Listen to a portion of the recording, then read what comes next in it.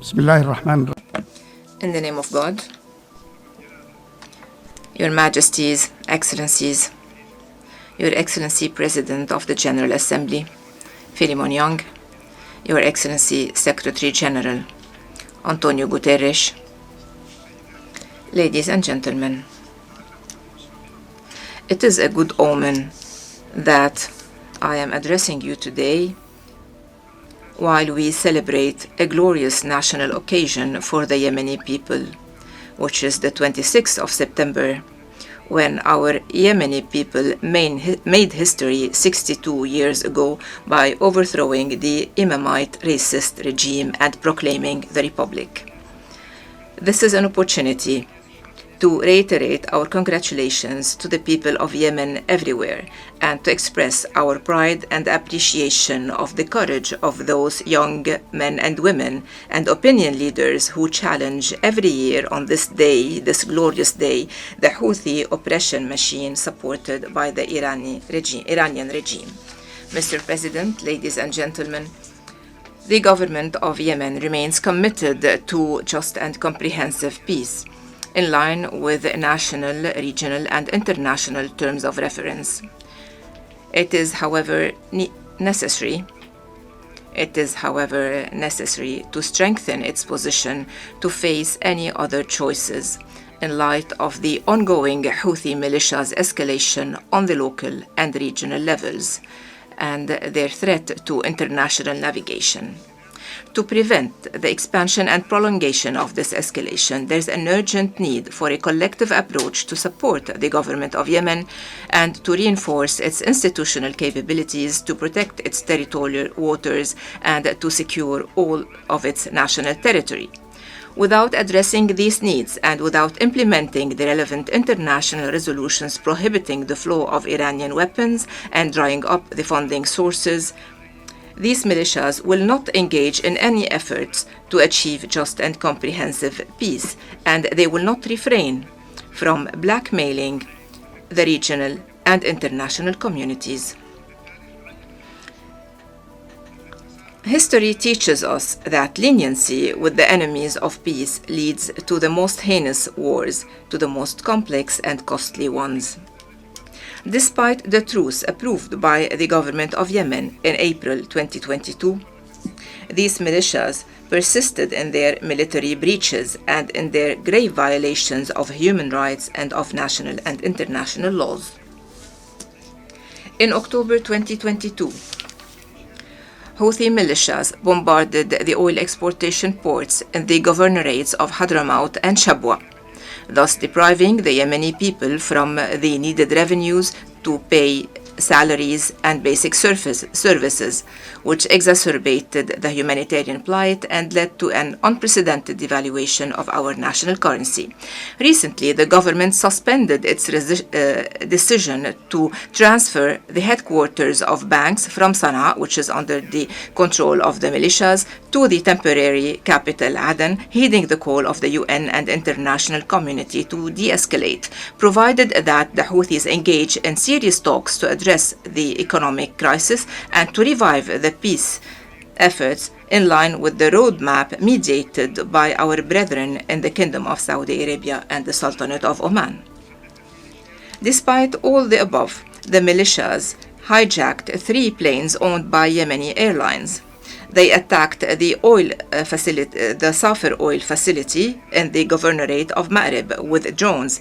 They issued racist orders and laws to nominate their affiliates in specific public function positions, especially in the judiciary. This suggests that they will be taking more oppressive measures against public freedoms and civic work. This ongoing pattern of reckless escalation in response to de-escalation initiatives requires the international community to take firm policies and push these militias towards the choice of peace in line with international resolutions, particularly Resolution 2216, instead of their senseless escalation. Mr. President, ladies and gentlemen, 4 months ago, terrorist Houthi militias arrested dozens of UN personnel, to be added to the thousands of innocent men, women, children, elderly who disappeared in their prisons years ago. Particularly activist Mohammed included in a Security Council resolution. There is a widespread belief that the United Nations is responsible for giving these militias the opportunity to kidnap this unprecedented number of relief workers and NGO staff, as well as activists and civil society leaders, by not heeding the call of the Yemeni government to transfer their headquarters from Sana'a to the temporary capital, Aden.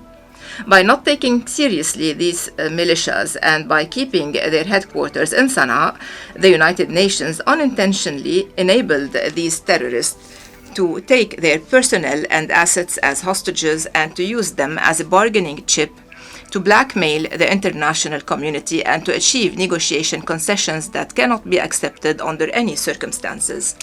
This ongoing situation cannot be defended nor justified. The presence of UN headquarters in Sana'a emboldens these militias that are designated on terrorist lists, and it endangers relief workers and human rights defenders. Hence the need to reconsider these policies and measures immediately. Mr. President, ladies and gentlemen, Houthi militias, with their ongoing terrorist attacks on international maritime navigation in the Red Sea and the surrounding waterways, prove that they represent a growing threat not only to Yemen, as some used to believe, but also to the stability of the region as a whole, and to the secure flow of international trade which exceeds trillions of dollars. Today, they are reinforcing their position as the first rebel group in history having used ballistic missiles and drones against civilian commercial vessels. Late last month, Houthi militias hit the Sonian tanker which was carrying 1 million barrels of crude oil, causing fires which could have led to one of the worst oil spills in history before the vessel was salvaged by the international coalition. This is not the first such incident caused by these militias. These militias boasted having sunk 2 vessels previously. They also hindered for years the efforts to save the decaying Safer tanker, which was carrying similar amounts of crude oil. It proves that their terrorist activities will remain an ongoing threat to maritime navigation. Ladies and gentlemen, for years the Yemeni economy has been facing complex challenges, but the terrorist Houthi attacks on the oil facilities deepened the funding crisis and deprived the people and government of Yemen from necessary revenues to pay salaries and provide services. The economic war waged by these militias are part of a larger hostile strategy aiming at weakening the ability of the government to provide basic services and to pay public service salaries, thus aggravating the humanitarian crisis for more than 14 million Yemenis. Therefore, the international community should seriously consider the devastating effects of these terrorist acts and to provide the vital infrastructure to defend maritime transportation vessels in Yemeni ports, to support the right of the Yemenis and of the Yemeni government to benefit from their resources and improve their living conditions. Protecting the arteries of the Yemeni economy is necessary not only to recover and rebuild our future, but it is important also for the stability of the region and for the security of energy on the long term. Therefore, we reiterate our call to the international community to provide immediate comprehensive support to address the devastating humanitarian conditions and to lay the foundations for a long-term economic recovery. This should include not only immediate humanitarian assistance to alleviate sufferings, but it should also include accountability mechanisms, especially in the regions under the Houthi control. It also requires greater investments in infrastructure, healthcare, education, and sustainable development. It requires building the national capacities to curb the impacts of climate change, which has left hundreds of victims and displaced thousands within the last 2 months. Yemen's recovery is not only a national matter, it is a regional and international need. The stability of Yemen is decisive to safeguard peace and stability in the region and trade routes in the Arabian and Red Seas, as well as surrounding waterways, including the Suez Canal. We have appreciated international support in the past, and we will keep thanking you for shouldering your moral responsibilities.